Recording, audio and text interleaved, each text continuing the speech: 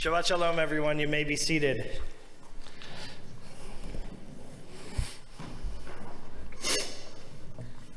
In 2008, during the economic collapse that happened in America based on the housing market, one of the first banks to go under was Lehman Brothers. And I remember at that time knowing about nothing in the world of finance, the markets, the history of banks and banking. I remember this feeling that I had, especially based on op-eds that I had read and things I had seen on television, that there was a sense of comeuppance, a sense of a deservedness for Lehman Brothers to go bankrupt and go out of business, even though it was going to hurt a lot of people because they had gotten far, far too greedy.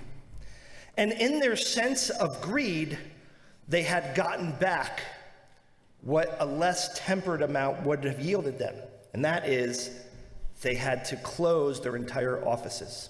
People who had worked 2 years and 22 years and 32 years, taking all their belongings and leaving in a moment of sadness, shame, and embarrassment.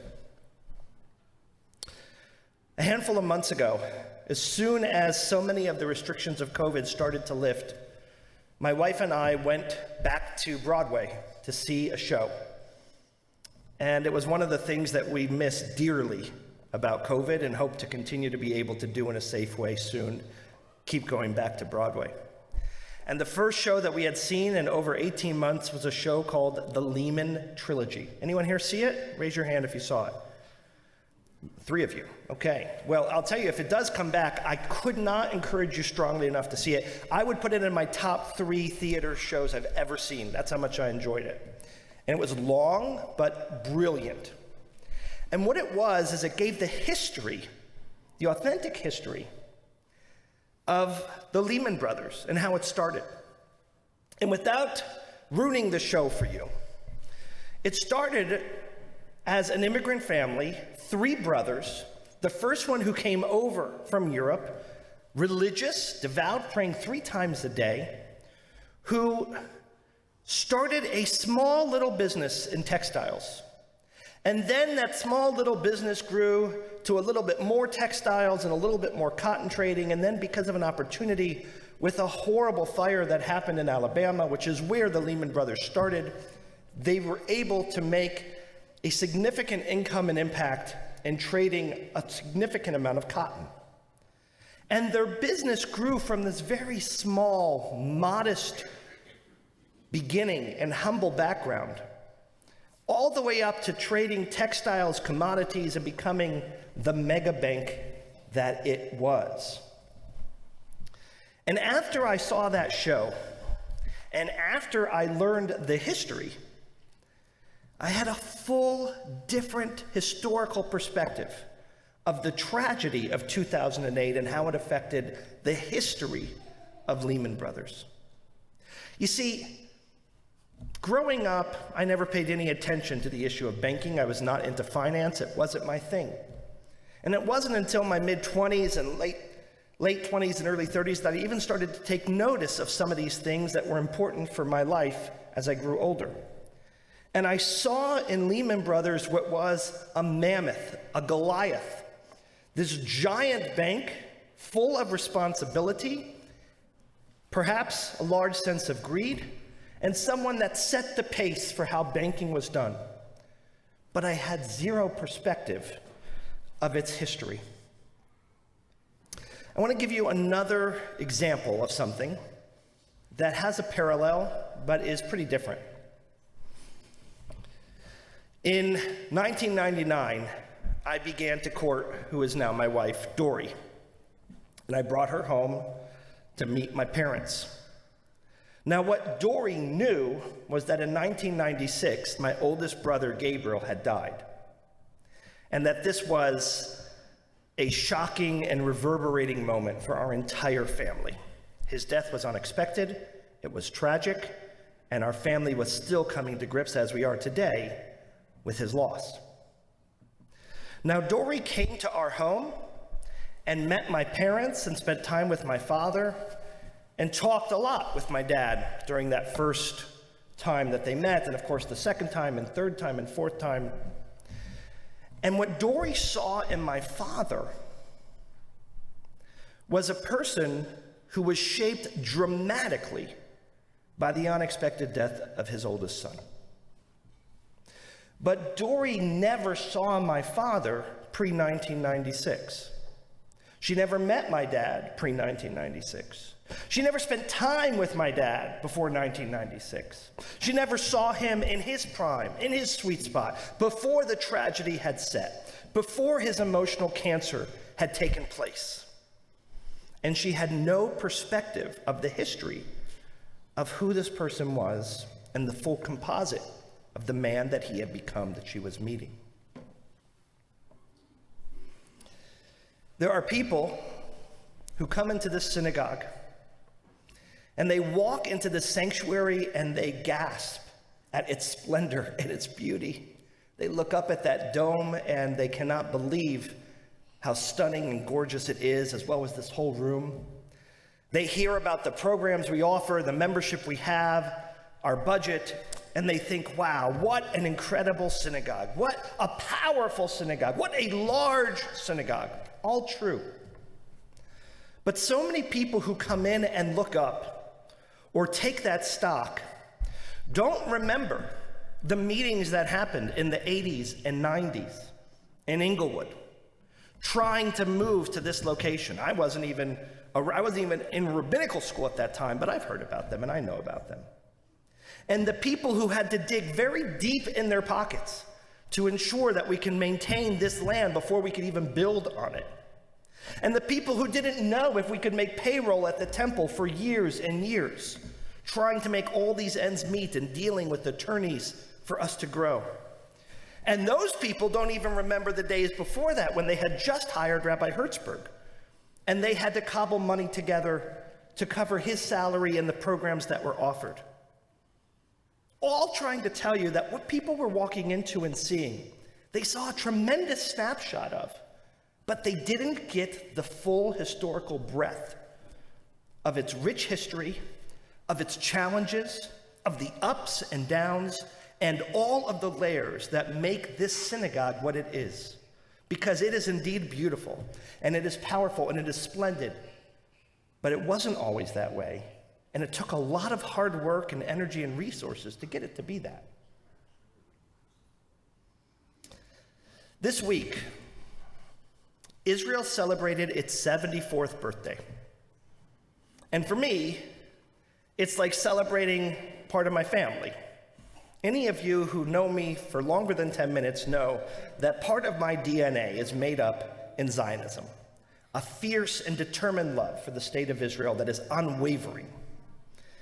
When I'm not in Israel, and especially during this time of pandemic where in 2 years I've been once, and normally I could go 4 to 6 times in a year, I feel disconnected, I feel a sense of pain, and I love our homeland. It doesn't mean that our homeland doesn't have challenges or warts. Of course it does. Every country does. But I love our homeland. Many Jewish organizations put out emails recognizing the 74th birthday, the anniversary of the Declaration of Israel's independence, celebrated on the 5th day of Iyar. And a few of them put out emails that focused on the challenges Israel faces and the role it has in being, and excuse me for quoting this language, an occupier, as opposed to celebrating its achievements as a country, celebrating its rich history, how it's overcome challenges, how it's been an innovator, a creator, and a source of tikkun olam, of making the world a better and stronger place. And what I realized is that so many people in today's world and generation are looking at the state of Israel the way that I looked at Lehman Brothers in 2008, the way that Dory saw my dad in 1999, the way that people walk into the synagogue in 2022, without any sense of history. And history, when looking at something as detailed, robust, and complex as the state of Israel, matters. Because there are people around today like my mom, who is almost 85 years young, thank God, who remembers when the state of Israel was declared. She also remembers the War of Independence and her parents having meetings in their home to gather money so that they could help fight for its independence. They remember what was nothing short of a miracle.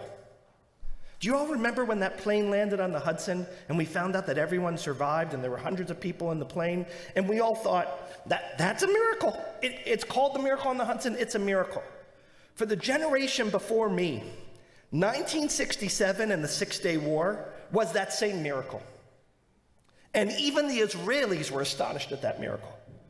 They were prepared to have deaths in the half millions. And they won the war in 6 days. They really won the war in 3 days, technically. That was a miracle for them, where all of their enemies were crowding in on them.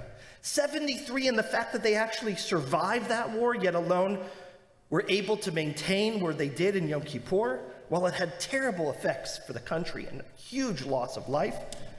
Even that is a sense of history that most who are in their 60s and 70s remember vividly, and those in their 30s and 40s have no idea what it was to hear a siren during Yom Kippur prayer, or to get an update in their own services here, as they did in Inglewood at that time when Rabbi Hertzberg was the rabbi, saying that Israel was under attack from Egypt and from Syria. What does that mean? It means that that person who has supported the state of Israel for all of that time has a thicker, richer, more robust appreciation for the miracles, for its history, for the gift that it is after the state, after the war had happened, World War II, and what it meant to every person who had lived there. And then there are people born today who see an economically strong state of Israel, who see a military might that is almost unparalleled, especially for its size. They see innovation and creation, and they see leadership, and they don't understand the history and appreciation that brought Israel to where it is. There is a loss of nuance and complexity in the challenges that exist.